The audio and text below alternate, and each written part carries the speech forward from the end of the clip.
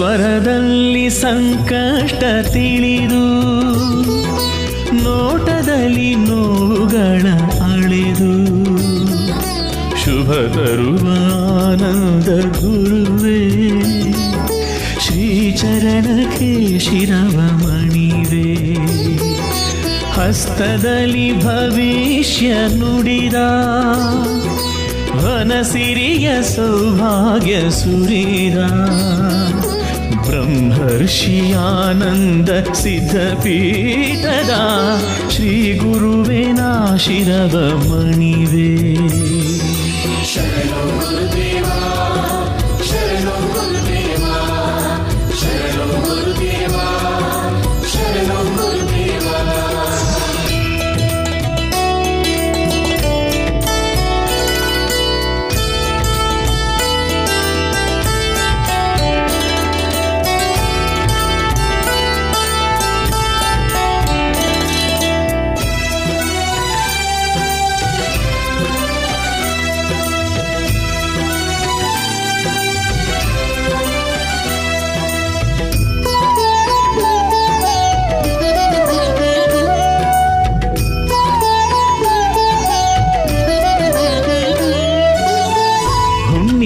ದಿನದಿ ಕಡುವ್ರತವಗೈದು ಮೌನವನು ಆಚರಿಸೋ ಗುರುವೇ ಶಶಿಕಿರಣ ಬೆಳಕಲಿ ಕಾಡಿಗೆಯ ಮಾಡಿ ಭಕ್ತರನ್ನು ಕಾಪಾಡೋ ಪ್ರಭುವೇ ಹುಣ್ಣಿಮೆಯ ದಿನದಿ ಕಡುವ್ರತವಗೈದು ಮೌನವನು ಆಚರಿಸೋ ಗುರುವೇ ಶಶಿಕಿರಣ ಬೆಳಕಲಿ ಕಾಡಿಗೆಯ ಮಾಡಿ ಭಕ್ತರನ್ನು ಕಾಪಾಡೋ ಪ್ರಭುವೇ ಜಗದ ಬಂಧು ನೀವು ಭಕ್ತಿಯ ಸಿಂಧು ನೀವು ಸಿದ್ಧಿಯ ಪುರುಷರು ನೀವು ನಿಮ್ಮನ್ನು ಮರೆಯುವ ನಾವು ಬಳೆಯ ಸಿದ್ಧಿಯ ಮಾಡಿ ನೀಡಿ ಸೌಭಾಗ್ಯ ತರುವಂತ ವಿಭುವೇ ಸ್ವರದಲ್ಲಿ ಸಂಕಷ್ಟ ತಿಳಿದು ನೋಟದಲ್ಲಿ ನೋವುಗಳ ಅಳೆದು ಶುಭ ತರುವ ಆನಂದ ಗುರುವೇ ಶ್ರೀಚರಣಕ್ಕೆ ಶಿರವ ಮಣಿವೆ ಶರಣೋ ಗುರುದೇವ ಶರಣೋ ಗುರುದೇವ ಶರಣೋ ಗುರುದೇವ ಶರಣೋ ಗುರುದೇವ.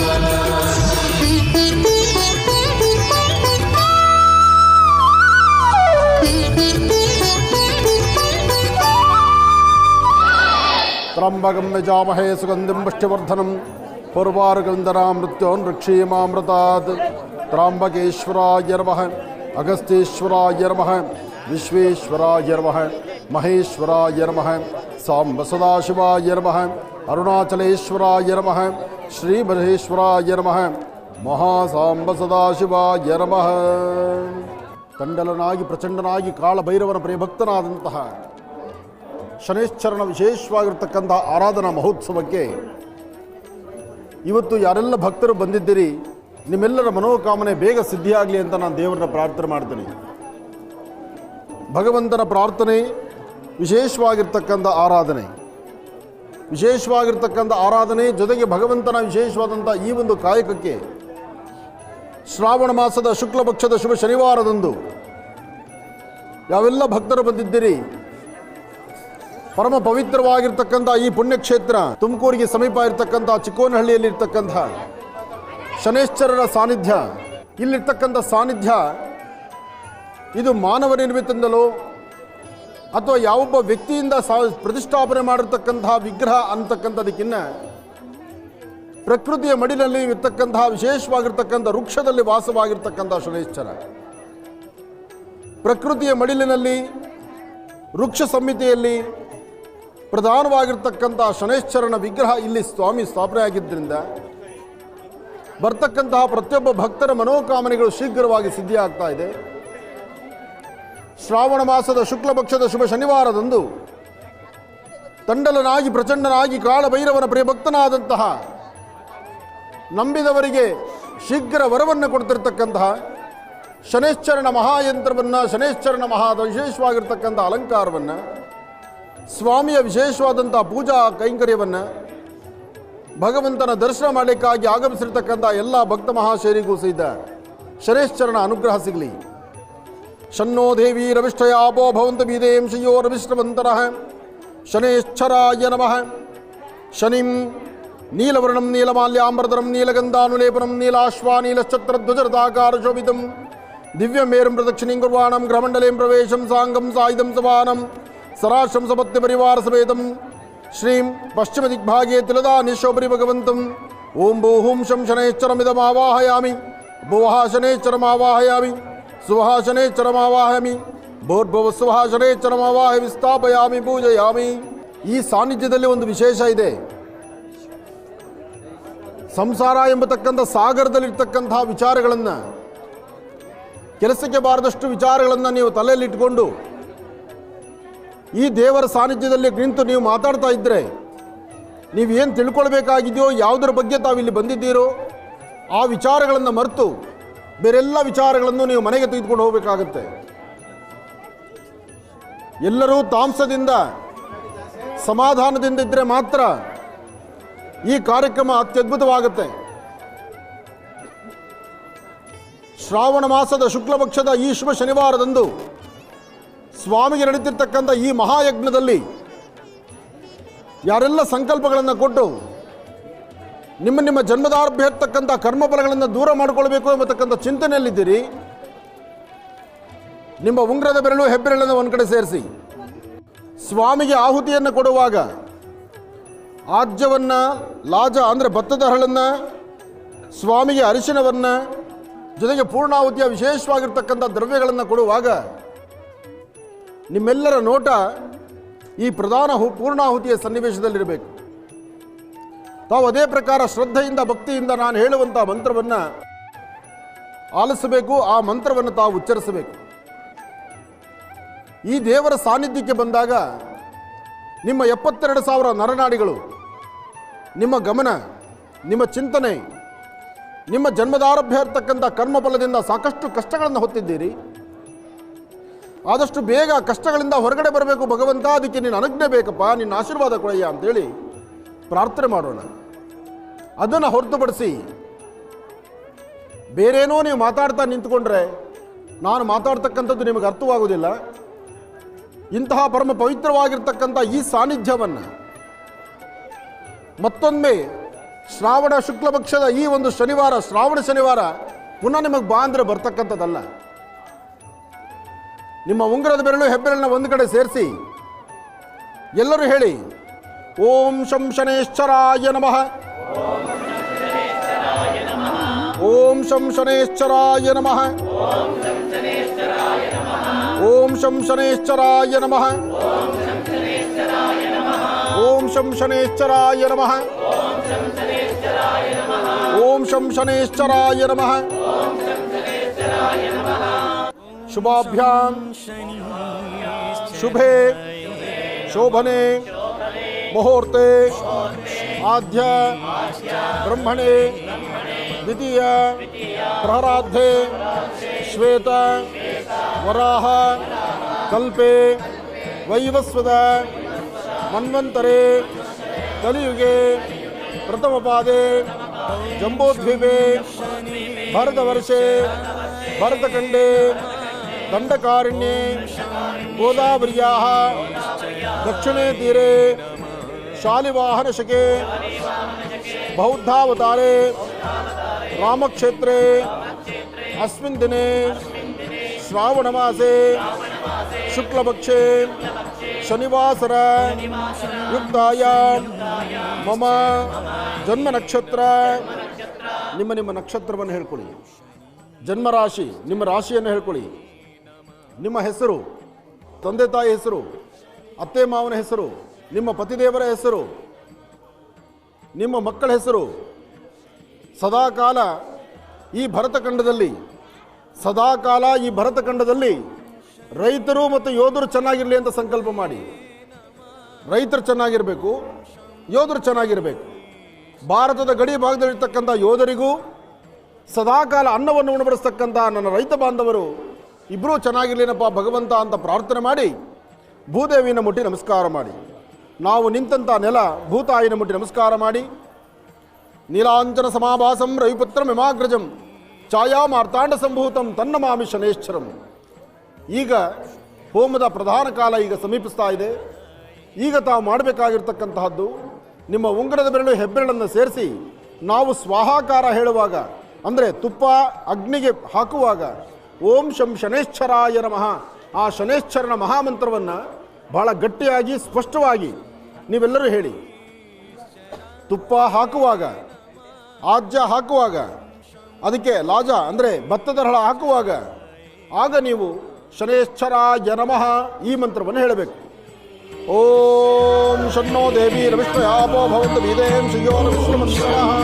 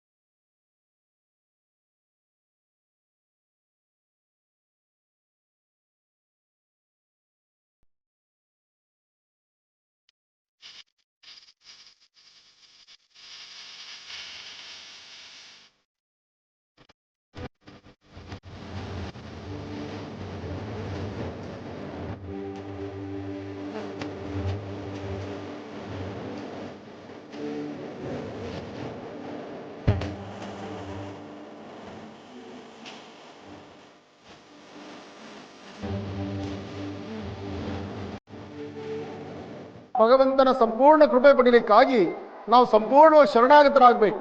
ಭಗವಂತ ನಂದೇನು ಇಲ್ಲಪ್ಪ, ನೀನು ಕಾಪಾಡಬೇಕು, ನಿನ್ನಿಂದ ಮಾತ್ರ ಸಾಧ್ಯ.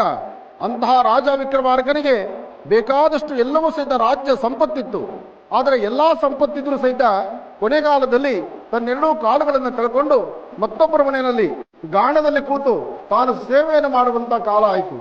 ಆಗ್ಲೂ ಭಗವಂತ ಆತನ ಎದೆ ಮೇಲೆ, ಭಗವಂತ ತಲೆ ಮೇಲೆ ಕೂತು ಒಂದು ಗೋಡೆಯ ಮೇಲಿರ್ತಕ್ಕಂಥ ಹಂಸ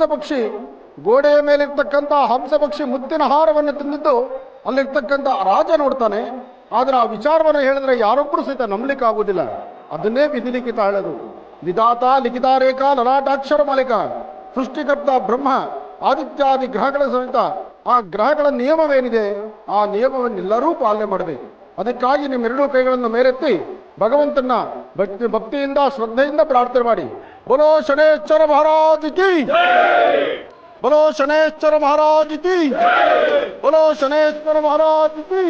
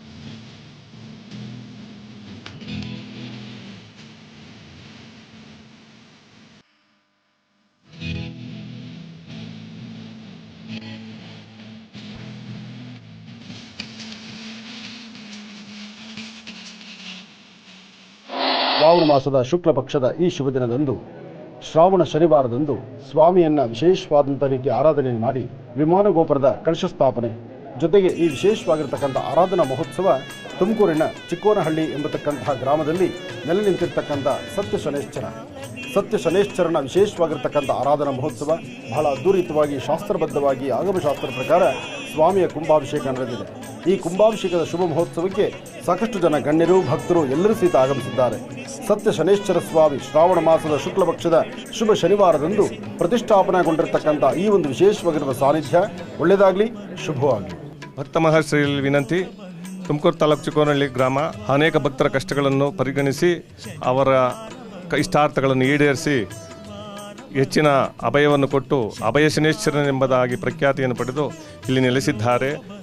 ಗುರುವಿನ ಆಜ್ಞೆ ಪ್ರಕಾರವಾಗಿ ಭಗವಂತನ ಕೃಪಾ ಆಶೀರ್ವಾದದಿಂದ ಯಥಾ ಪ್ರಕಾರವಾಗಿ ನಾವು ಕಾಯಕವನ್ನು ನಡೆಸುತ್ತಾ ಭಕ್ತರಿಗೂ ಇಲ್ಲಿನ ಗ್ರಾಮದ ಜನರಿಗೂ ಎಲ್ಲರಿಗೂ ಕ್ಷೇಮ ಅಭಿವೃದ್ಧಿಯನ್ನು ದಯಪಾಲಿಸೆಂಬುದೆಂದು ಹೇಳುತ್ತಾ ಈ ಎರಡು ಮಾತನ್ನು ಮುಗಿಸುತ್ತೇನೆ.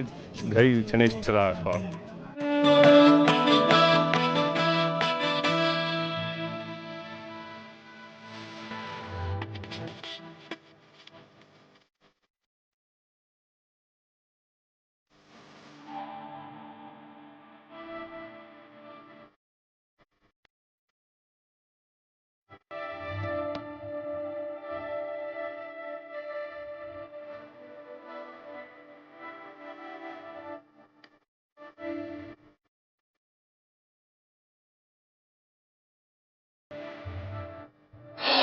ಶನೇಶ್ವರನ ಶ್ರದ್ಧಾಭಕ್ತಿಯಾಗಿ ಪ್ರಾರ್ಥನೆ ಮಾಡ್ತಾ ಶ್ರೀ ಅಭಯ ಶನೇಶ್ವರ ಸ್ವಾಮಿ ಚಾರಿಟಬಲ್ ಟ್ರಸ್ಟ್ ವತಿಯಿಂದ ಚಿಕ್ಕೋನಹಳ್ಳಿ ಕೋರಾ ಹೋಬಳಿಯಲ್ಲಿರ್ತಕ್ಕಂಥ ತುಮಕೂರು ಜಿಲ್ಲೆಯ ಪರಮ ಪವಿತ್ರವಾಗಿರ್ತಕ್ಕಂಥ ಪುಣ್ಯ ಸಾನ್ನಿಧ್ಯ ಅಭಯ ಶನೇಶ್ವರ ಸ್ವಾಮಿ ಪ್ರತಿಷ್ಠಾಪನಾ ಮಹೋತ್ಸವ, ನೂತನ ವಿಮಾನ ಗೋಪುರ ಕಲಶ ಸ್ಥಾಪನೆ. ಈ ಒಂದು ವಿಶೇಷವಾಗಿರ್ತಕ್ಕಂಥ ಈ ಉತ್ಸವದಲ್ಲಿ ತಾಯಿ ಚಿಕ್ಕಮ್ಮಳ ದೇವಿಯ ಉತ್ಸವ ಸಹಿತ ಬಹಳ ಅದ್ಧೂರಿತವಾಗಿ ನಡೀತಾ ಇದೆ. ಇಷ್ಟು ಅದ್ಭುತವಾದಂತಹ ಈ ಕಾಯಕದಲ್ಲಿ ಸಾಕಷ್ಟು ಜನ ಯತಿಗಳು, ಸಾಧು ಸಂತರು, ಗುರುಗಳು ಹಾಗೂ ರಾಜಕೀಯ ಮುಖಂಡರು ಹಾಗೂ ಈ ಭಾಗದ ಅಧ್ಯಕ್ಷರು, ಉಪಾಧ್ಯಕ್ಷರು, ದೇವಸ್ಥಾನದ ವ್ಯವಸ್ಥಾಪನಾ ಸಮಿತಿ, ಆಡಳಿತ ಮಂಡಳಿ ಹಾಗೂ ಸದಾಕಾಲ ಭಗವಂತನ ನಂಬಿ ಬದುಕ್ತಿರ್ತಕ್ಕಂಥ ಕಾಯಕವನ್ನು ಮಾಡ್ತಿರ್ತಕ್ಕಂಥ ಎಲ್ಲ ಸೇವಾ ಭಕ್ತರಿಗೂ ಹಾಗೂ ಅದಕ್ಕಿಂತ ಮುಖ್ಯವಾಗಿ ಈ ಒಂದು ಅದ್ಭುತವಾದಂಥ ಕಾರ್ಯಕ್ರಮಕ್ಕೆ ಆಗಮಿಸಿರ್ತಕ್ಕಂಥ ಎಲ್ಲ ಭಕ್ತ ಮಹಾಶಯರಿಗೂ ಶನೇಶ್ವರನ ಸಂಪೂರ್ಣ ಅನುಗ್ರಹ ಉಂಟಾಗಲಿ. ಇವತ್ತಿನ ಈ ಕಾರ್ಯಕ್ರಮಕ್ಕೆ ಶ್ರೀ ಶ್ರೀ ಶ್ರೀ ಪರಮ ಪೂಜ್ಯ ಬಾಲಕೃಷ್ಣಾನಂದ ಮಹಾಸ್ವಾಮಿಗಳು ಆಗಮಿಸಿದ್ದಾರೆ ಹಾಗೂ ಇನ್ನಷ್ಟು ಜನ ಸ್ವಾಮಿಗಳು, ಯತಿಗಳು ಸಹಿತ ಆಗಮಿಸಿದ್ದಾರೆ. ಹಾಗೆ ಇವತ್ತಿನ ಈ ಕಾಯಕದಲ್ಲಿ ಬಹಳಷ್ಟು ಅತ್ಯದ್ಭುತವಾಗಿ ಭಗವಂತನ ಸೇವೆ ಅಂದರೆ ಸದಾ ನಾನು ಮುಂದು ಎಂಬತಕ್ಕಂಥ ರೀತಿ KM ನಾಗರಾಜರವರು ಇವರು ಸಹಿತ ಇವತ್ತು ಇಲ್ಲಿಗೆ ಆಗಮಿಸಿರ್ತಕ್ಕಂಥದ್ದು. ಹಾಗೆ ವೇದಿಕೆ ಮೇಲಿರ್ತಕ್ಕಂಥ ಸಾಕಷ್ಟು ಜನ ಗಣ್ಯರಿದ್ದಾರೆ. ಸದಾಕಾಲ ಧರ್ಮದ ರಥಯಾತ್ರೆ ಎಳಿತಿರ್ತಕ್ಕಂಥ ಇಲ್ಲಿನ ಎಲ್ಲ ಅರ್ಚಕ ವೃಂದ ಎಲ್ಲರೂ ಸಹಿತ ಆಗಮಶಾಸ್ತ್ರ ಪ್ರಕಾರವಾಗಿ ಬಹಳಷ್ಟು ವಿಶೇಷವಾದಂಥ ರೀತಿ ಎಲ್ಲ ಅರ್ಚಕರು ಅಚ್ಚುಕಟ್ಟಾಗಿ ಶನೇಶ್ವರನ ಮಹಾಮಂತ್ರದಿಂದ ಮಹಾಯಜ್ಞವನ್ನು ಪರಿಪೂರ್ಣ ಮಾಡಿದ್ದಾರೆ. ಎಲ್ಲವೂ ಸಂಪನ್ನವಾಗಿರುವಂಥ ಕಾಲ. ಇಂತಹ ಒಂದು ವಿಶೇಷವಾಗಿರ್ತಕ್ಕಂಥ ಈ ಶುಭ ಕಾಲದಲ್ಲಿ ಯಾರೆಲ್ಲ ಆಗಮಿಸಿದ್ದೀರಿ, ಇವತ್ತಿನ ತಿಥಿವಾರ ನಕ್ಷತ್ರ ಯೋಗ ಪ್ರಕಾರ ಇದು ಶ್ರಾವಣ ಮಾಸದ ಶುಕ್ಲ ಪಕ್ಷದ ಶುಭ ಶ್ರಾವಣ ಶನಿವಾರ. ಈ ಶನಿವಾರ ಬಂತು ಅಂದರೆ ಎಲ್ಲರೂ ಆ ಗೋವಿಂದನ ನಾಮಸ್ಮರಣೆ ಒಮ್ಮೆ ಹೇಳಬೇಕು. ಬಹಳ ಬೆಳಗ್ಗೆಯಿಂದ ಸುಸ್ತಾಗ್ಬಿಟ್ಟಿದ್ದೀರಿ. ಕಳೆದ 3 ದಿವಸದಿಂದ ಈ ಭಾಗದಲ್ಲಿ ತಂಪಾದಂಥ ವಾತಾವರಣ, ಹೆಚ್ಚು ಮಳೆ, ಯಾವಾಗೂ ಬೆವರಿನಿಂದ ಕೂತಿರ್ತಕ್ಕಂಥ ದೇಹ ತಂಪನ್ನು ಅಪೇಕ್ಷೆ ಪಡುವಂಗೆ ಆಗ್ಬಿಟ್ಟಿದೆ. ತಂಪಲ್ಲಿ ನಾವಿದ್ದೇವೆ. ಇವತ್ತಿನ ಈ ಕಾಯಕಕ್ಕೆ ಆಗಮಿಸಿರ್ತಕ್ಕಂಥ ಎಲ್ಲ ಭಕ್ತ ಮಹಾಶಯರಿಗೂ ಶನೇಶ್ವರನ ಸಂಪೂರ್ಣ ಅನುಗ್ರಹ ಉಂಟಾಗಲಿ. ಶ್ರಾವಣ ಮಾಸದ ಶುಕ್ಲ ಪಕ್ಷದ ಶುಭ ಶನಿವಾರದಂದು ನೂತನವಾಗಿ ಕುಂಭಾಭಿಷೇಕ ಆಗಿರ್ತಕ್ಕಂಥ ಶನೇಶ್ವರನ ಸಾನ್ನಿಧ್ಯದಲ್ಲಿ ನೀವೆಲ್ಲರೂ ಇದ್ದೇವೆ. ನೀವೆಲ್ಲರೂ ಸಹಿತ ಒಮ್ಮೆ ನಿಮ್ಮ ಉಂಗುರದ ಬೆರಳು ಹೆಬ್ಬೆರಳನ್ನು ಜೋಡಿಸಿ ಒಮ್ಮೆ ಕೈ ನಿಮ್ಮ ತಲೆಯಿಂದ ಮೇಲೆತ್ತಿ ಹೇಳಿ, ಓಂ ಶಂ ಶನೇಶ್ವರಾಯ.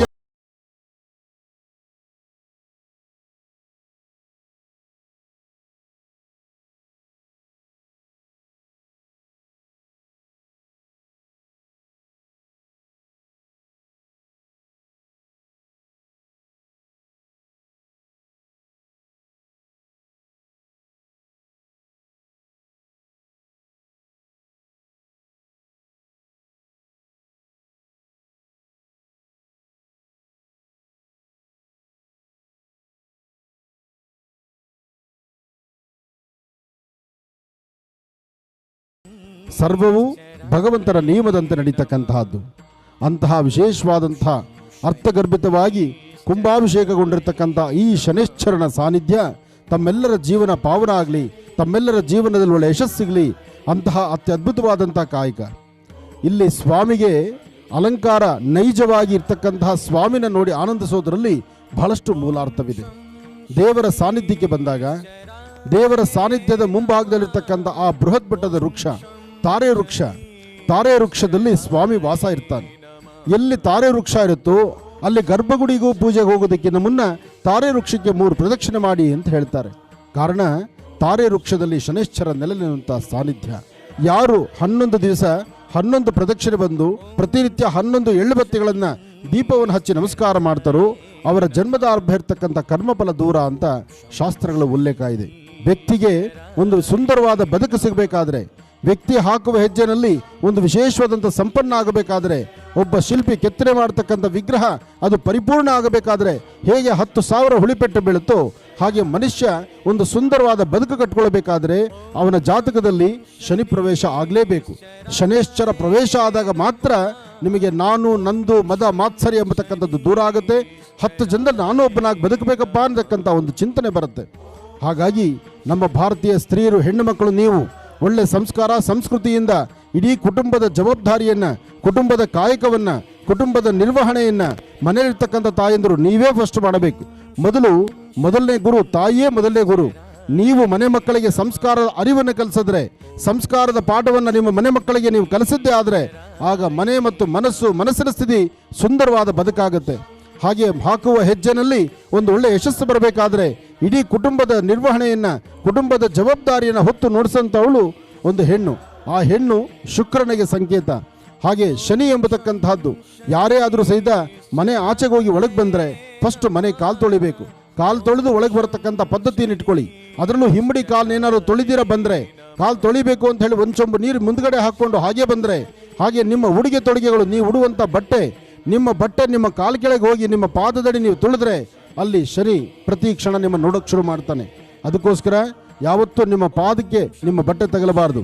ಹೊರಗೋಗಿ ಬಂದರೆ ಸಂಪೂರ್ಣ ಕಾಲು ತೊಳಿಬೇಕು. ಕಾಲು ತೊಳೆಯೋದು ಹಿಮ್ಮಡಿ ಸಹಿತ ತೊಳಿಬೇಕು.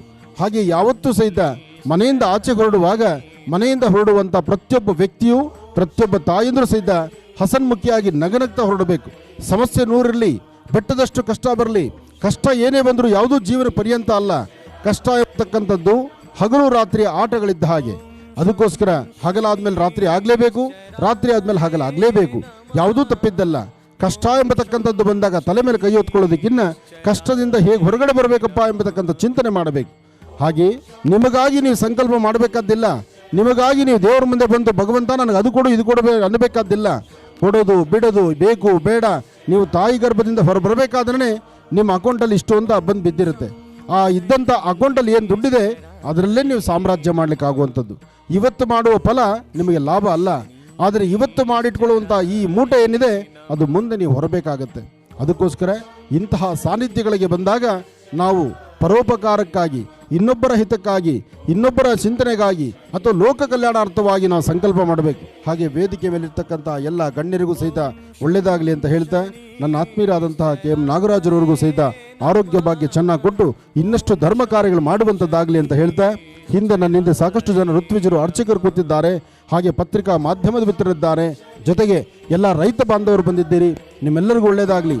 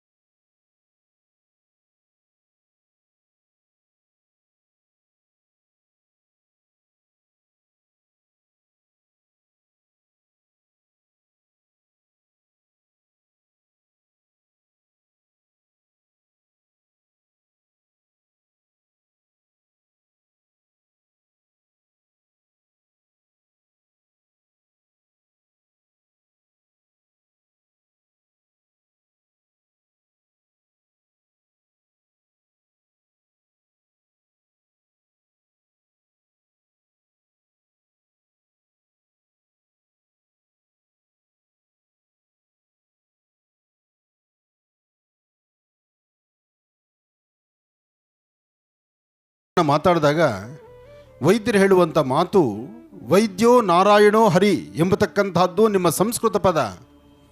ಆದರೆ ನಮ್ಮ ಕೈ ಕೆಲಸ ನಾವು ಮಾಡಿದ್ರೆ ಮಾತ್ರ ಈ ರೋಗಿ ಗುಣ ಆಗ್ತಾನೆ ಎಂಬತಕ್ಕಂತಹ ಮಾತನ್ನು ಆಡಿರ್ತಕ್ಕಂತಹ ವೈದ್ಯರನ್ನು ನಾನು ತುಂಬ ಜನ ನೋಡಿದ್ದೇನೆ.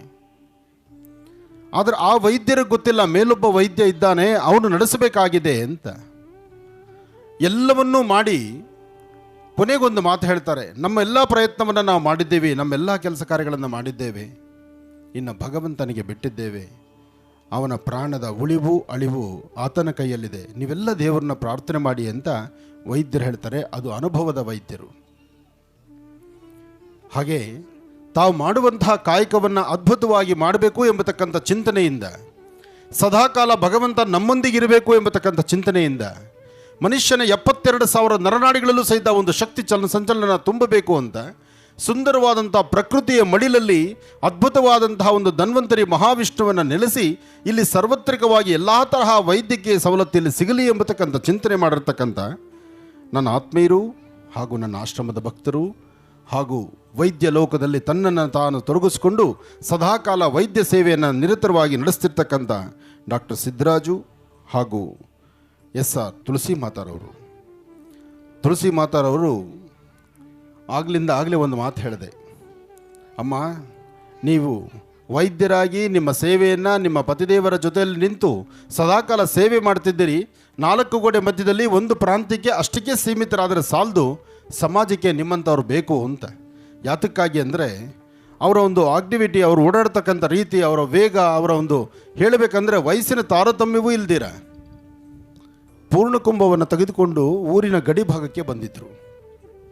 ನಾನು ಅಲ್ಲೇ ಅಂದ್ಕೊಂಡೆ, ಮುಂದೊಂದು ದಿವಸ ಇದು ಮಹಾನ್ ಕ್ಷೇತ್ರವಾಗುತ್ತೆ, ಅದಕ್ಕಾಗಿ ಇವರು ಶ್ರಮಿಸ್ತಿದ್ದಾರೆ, ಇವರ ಶ್ರಮ ಬಹಳ ಅರ್ಥಗರ್ಭಿತವಾಗಿದೆ ಅಂತಕ್ಕಂಥದ್ದನ್ನು.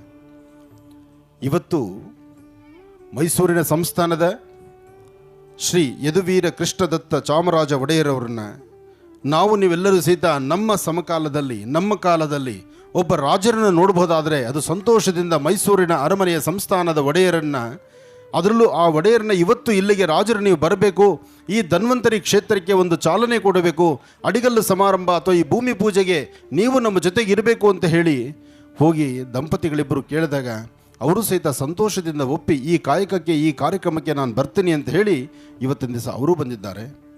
ಶ್ರಾವಣ ಮಾಸದ ಶುಕ್ಲ ಪಕ್ಷದ ಶುಭ ದಿನದಂದು ಇವತ್ತು ನಡೆದಂಥ ಈ ಧನ್ವಂತರಿ ಮಹಾವಿಘ್ನ ಅಂದರೆ ಧನ್ವಂತರಿ ಮಹಾವಿಷ್ಣುವಿನ ಮಹಾಯಜ್ಞ ಜೊತೆಗೆ ಈ ಒಂದು ಭೂಮಿ ಪೂಜೆಗೆ ಯಾರೆಲ್ಲ ತಾವು ಬಂದಿದ್ದೀರಿ, ನಿಮ್ಮ ಜೀವನದಲ್ಲಿ ಚರಿತ್ರೆಯಲ್ಲಿ ಸುವರ್ಣಾಕ್ಷರಗಳಲ್ಲಿ ಬರಿತಕ್ಕಂಥ ಈ ಶುಭ ದಿನ. ತಾವೆಲ್ಲರೂ ಹೇಳ್ಬೋದು ನಿಮ್ಮ ಮಕ್ಕಳಿಗೆ ಮರಿಮಕ್ಕಳಿಗೆ, ಆ ದೇವಸ್ಥಾನ ಆಯ್ತಲ್ಲ ಧನ್ವಂತರಿ ಮಹಾವಿಷ್ಣು ನಮ್ಮ ನಿಮ್ಮೆಲ್ಲರ ಆರೋಗ್ಯಕ್ಕಾಗಿ, ನಮ್ಮ ನಿಮ್ಮೆಲ್ಲರ ಯಶಸ್ಸಿಗಾಗಿ, ಇಡೀ ಭೂಮಂಡಲದಲ್ಲಿ ಎಲ್ಲರೂ ಸಹಿತ ಸುಭಿಕ್ಷವಾಗಿರಲಿ ಅಂಥೇಳಿ ಸುಂದರವಾದಂಥ ಪ್ರಕೃತಿಯ ಮಡಿಲಲ್ಲಿ ವಿಷ್ಣುವಿನ ಸಾನ್ನಿಧ್ಯವನ್ನು ಸೃಷ್ಟಿ ಮಾಡ್ತಿರ್ತಕ್ಕಂಥ ವೈದ್ಯ ದಂಪತಿಗಳಿಗೆ ಒಳ್ಳೆಯದಾಗಲಿ ಅಂತ ನಾವು ನೀವೆಲ್ಲರ ಸಹಿತ ಹರಸಿ ಆಶೀರ್ವದಿಸಬೇಕು. ಆಗಲೇ ಆ ದಂಪತಿಗಳಿಗೂ ಸಹಿತ ಇನ್ನಷ್ಟು ಉತ್ತೇಜನ ಬಂದು ಅವರು ಮಕ್ಕಳು ಮರಿಮಕ್ಕಳು ಪರಿವಾರ ಎಲ್ಲರೂ ಸಹಿತ ಪಣತೊಟ್ಟು ನಿಂತಿದ್ದಾರೆ. ಯಾವ ಕುಟುಂಬದಲ್ಲಿ ಇಂತಹ ಒಂದು ಸಾಧನೆ ಇದೆ? ಇವತ್ತು ಯಥೇಚ್ಛವಾದಂಥ ರೀತಿ ಸಂಪಾದನೆ ಮಾಡಬೇಕು, ಹೊರದೇಶಕ್ಕೆ ತೆಗೆದುಕೊಂಡು ಹೋಗಿ ಹಣಕಾಸನ್ನು ಅದು ಕೂಡಿಡಬೇಕು ಅಂತ ಚಿಂತನೆ ಮಾಡ್ತಾರೆ. ಆದರೆ ನಿಸ್ವಾರ್ಥ ಮನಸ್ಸಿನಿಂದ ನಾನು ಏನು ಸಂಪಾದನೆ ಮಾಡಿದ್ರೂ ಸಹಿತ ಎಲ್ಲವನ್ನು ಇಲ್ಲೇ ಬಿಟ್ಟು ಹೋಗಬೇಕು ಅಂತ ಹೇಳಿ ಆಗಲೇ ಶ್ರೀಗಳು ಒಂದು ಮಾತು ಬಹಳ ಚೆನ್ನಾಗಿ ಆಡಿದ್ರು, ತಂದಿದ್ದಿಲ್ಲ ತಗೊಂಡೋಗೋದಿಲ್ಲ, ತಂದಿದ್ದಿಲ್ಲ ತಗೊಂಡೋಗೋದಿಲ್ಲ. ಈ ಮಧ್ಯದಲ್ಲಿರ್ತಕ್ಕಂಥ ನಮ್ಮ ಟ್ರಾವೆಲಿಂಗ್, ನಾವು ಇಲ್ಲಿ ಇವತ್ತು ಕ್ಷೇತ್ರಕ್ಕೆ ಬಂದಿದ್ದೇವೆ, ನಾಳೆ ಇನ್ನೊಂದು ಕ್ಷೇತ್ರಕ್ಕೆ ಹೋಗ್ತೀವಿ, ಕೊನೆಗೆ ದೇಹ ಸುಸ್ತಾಯಿತು ಅಂದರೆ, ಈ ದೇಹ ಹಣ್ಣಾಯಿತು ಅಂದರೆ ಯಾವುದೋ ಮೂಲೆ ಕೂತ್ಕೊಳ್ತೀವಿ. ಈ ಮಧ್ಯದಲ್ಲಿ ನಾವು ಏನು ಮಾಡಿದ್ದೀವಿ ಎಂಬತಕ್ಕಂಥ ಚಿಂತನೆ ಮಾಡಿದ್ರೆ ನಮ್ಮ ಡಾಕ್ಟರ್ ದಂಪತಿಗಳನ್ನು ನೋಡಿ ನಾವು ಕಲಿಬೇಕು. ದಂಪತಿಗಳಿಬ್ಬರು ಬಂದು ಒಮ್ಮೆ ಧನ್ವಂತರಿ ಮಹಾಯಾಗ ಮಾಡಬೇಕು ಎಂಬತಕ್ಕಂಥ ಚಿಂತನೆಯನ್ನು ನಮ್ಮ ಮುಂದಿಟ್ಟಾಗ ಈ ಸಮಯದಲ್ಲಿ ಒಂದು ಭದ್ರ ಬುನಾದಿಯಾಗಿ ಒಂದು ವಿಶೇಷವಾಗಿರ್ತಕ್ಕಂಥ ನಮ್ಮ ಮತ್ತು ವೈದ್ಯರ ಮಧ್ಯದಲ್ಲಿ ಒಂದು ಕೊಂಡಿಯಾಗಿ ನಮ್ಮಿಬ್ಬರನ್ನು ಒಂದು ಕಡೆ ಸೇರಿಸಿರ್ತಕ್ಕಂಥ ನನ್ನ ಆತ್ಮೀಯರು ಹಾಗೂ ನಮ್ಮ ಆಶ್ರಮದ ಪಟ್ಟ ಶಿಷ್ಯರು ಆದಂತಹ ನಮ್ಮ ಪ್ರಭಾಕರ್ರವರಿಗೆ ಮೆಚ್ಚುಗೆ ವ್ಯಕ್ತಪಡಿಸಬೇಕು. ಇವತ್ತಿನ ಈ ಧರ್ಮ ರಥಯಾತ್ರೆಗೆ, ಈ ಧರ್ಮ ಜಾಗೃತಿಗೆ, ಇವತ್ತಿನ ಈ ಧನ್ವಂತರಿ ಮಹಾವಿಷ್ಣುವಿನ ಮಹಾಯಾಗಕ್ಕೆ ಆಗಮಿಸಿರ್ತಕ್ಕಂಥ ಎಲ್ಲ ಪತ್ರಿಕಾ ಮಾಧ್ಯಮದ ಮಿತ್ರರು ಹಾಗೂ ಎಲ್ಲ ಭಕ್ತ ಮಹಾಶಯರು ಹಾಗೂ ಅಲ್ಲೂ ಇಲ್ಲೂ 4 ಜನ ಪೊಲೀಸ್ ಸಿಬ್ಬಂದಿನೂ ನಾನು ನೋಡಿದೆ. ಪಾಪ ಅವರು ಶ್ರಮಿಸ್ತಾ ಇದ್ದಾರೆ. ಇರಲಿ, ಪೊಲೀಸ್ ಸಿಬ್ಬಂದಿನೂ ನಾವು ಗೌರವಿಸ್ಬೇಕು. ಯಾಕೆಂದರೆ ಹೆಂಡತಿ ಮಕ್ಕಳು ಮನೆಯಲ್ಲಿದ್ದು 3 ದಿವಸ 4 ದಿವಸ ಆದರೂ ಹೆಂಡತಿ ಮಕ್ಕಳು ಮುಖ ನೋಡಲ್ಲ. ಅವ್ರದ್ದು ಏನಪ್ಪ ಅಂದರೆ ವಾರಕ್ಕೆ 1 ದಿವಸ ಹೆಂಡತಿ ನೋಡಬೇಕು, ಪ್ರತಿನಿತ್ಯ ಸ್ಟೇಷನ್ ನೋಡಬೇಕು, ಅಲ್ಲಿ ಸಮಸ್ಯೆ ಇಲ್ಲಿ ಸಮಸ್ಯೆ ಓಡೋಗಬೇಕು. ಅದಕ್ಕಾಗಿ ಅವ್ರಿಗೆ ಒಳ್ಳೆಯದಾಗಲಿ ಅಂತ ನಾವು ಹರಸಲೇಬೇಕು. ಯಾಕೆಂದರೆ ಈ ಭಾರತದಲ್ಲಿ 2 ಪ್ರಧಾನವಾಗಿರ್ತಕ್ಕಂಥದ್ದು. ಆನಂದ್ ಗುರೂಜಿಯವರು ಹೇಳೋ ಮಾತಲ್ಲಿ 2 ಪ್ರಧಾನ. ಆ 2 ನನ್ನ ಮುಖ್ಯವಾಗಿ ತಗೊಳ್ಳುವಂಥ ವಿಚಾರ. ಒಂದು ರೈತರು, ಇನ್ನೊಂದು ಯೋಧರು. ಒಂದು ರೈತರು, ಒಂದು ಯೋಧರು. ನನ್ನ 2 ಕಣ್ಗಳಲ್ಲಿ ಒಂದು ರೈತರಿಗಾಗಿ ಒಂದು ಯೋಧರಿಗಾಗಿ ಸದಾಕಾಲ ಸೀಮಿತವಾಗಿರಬೇಕು ಅಂತ ನಾನು ಚಿಂತನೆ ಮಾಡ್ತೇನೆ. ಯಾಕೆಂದರೆ ಭಾರತದ ಗಡಿ ಭಾಗದಲ್ಲಿರ್ತಕ್ಕಂಥ ಯೋಧರು ಹೆಂಡತಿ ಮಕ್ಕಳನ್ನು ಬಿಟ್ಟು ತವರು ಬಿಟ್ಟು ಅಲ್ಲಿ ಹೋಗೋದ್ರ ಮಾತ್ರ ಗೊತ್ತಿದೆ, ಅಲ್ಲಿಂದ ಬರೋದು ಅವ್ರಿಗೆ ಗೊತ್ತಿಲ್ಲ. ಆದರೆ ಆ ಜನ್ಮ ಕೊಟ್ಟ ತಾಯಿ ತನ್ನ ಮಗನ್ನ ಭಾರತದ ಗಡಿ ಭಾಗದಲ್ಲಿ ಸೇವೆ ಕಳಿಸ್ತಾಳಲ್ವಾ, ಕಳಿಸ್ಬೇಕಾದ್ರೆ ಆ ತಾಯಿ ಎಷ್ಟು ಸಂಕಟ ಪಡ್ತಾಳೆ. ಅದೇ ಮದುವೆ ಆಗಿದ್ರೆ ತನ್ನ ಗಂಡನ ಕಳಿಸ್ಕೊಡ್ಬೇಕಾದ್ರೆ ಎಷ್ಟು ಸಂಕಟ ಪಡ್ತಾಳೆ. ಒಂದು ಮಗು ಆಗಿದ್ದರೆ ಆ ಮಗುನ ಬಿಟ್ಟು ಹೋಗ್ಬೇಕಾದ್ರೆ ಆ ಜೀವ ಎಷ್ಟು ನೋವು ಪಡುತ್ತೆ. ಇದೆಲ್ಲವನ್ನು ಪಕ್ಕಕ್ಕೆ ತೊರೆದು ಅಲ್ಲಿ ಭಾರತದ ಗಡಿ ಭಾಗದಲ್ಲಿ ಸೇವೆ ಮಾಡಲಿಕ್ಕೆ ಹೋಗ್ತಾರಲ್ಲ, ಅಂತಹ ಯೋಧನಿಗಿನ್ನ ಮತ್ತೊಬ್ಬ ಯಾರು ಇದ್ದಾರಾ? ಅವರಿಗೆ ಸರಿ ಸಮಾನ ಯಾರೂ ಇಲ್ಲ.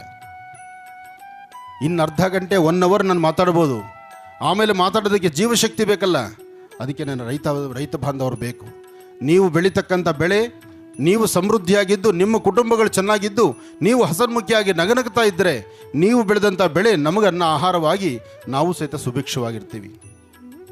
ಆದರೆ ನಿಮ್ಮೆಲ್ಲರಿಗೂ ಸಹಿತ ಆರೋಗ್ಯ ಚೆನ್ನಾಗಿರಲಿ ಅಂಥೇಳಿ ಧನ್ವಂತರಿಯ ಒಂದು ವಿಶೇಷವಾದ ಕ್ಷೇತ್ರವನ್ನು ಮಾಡಬೇಕು ಅಂತ ಹೊರಟಿರ್ತಕ್ಕಂಥ ಈ ವೈದ್ಯ ದಂಪತಿಗಳಿಗೆ ಅವರ ಚಿಂತನೆ ಮೆಚ್ಚುವಂಥದ್ದು.